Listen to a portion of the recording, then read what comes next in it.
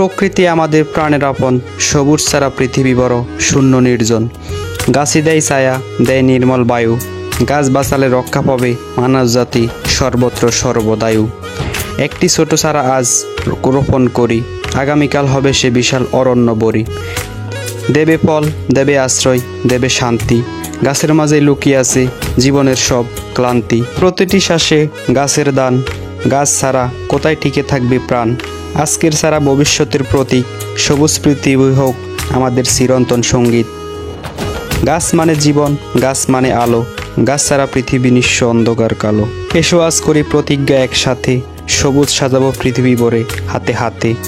গাছ লাগাও, পৃথিবী বাঁচাও, প্রকৃতিকে ভালোবেসে ভবিষ্যৎ সাজাও।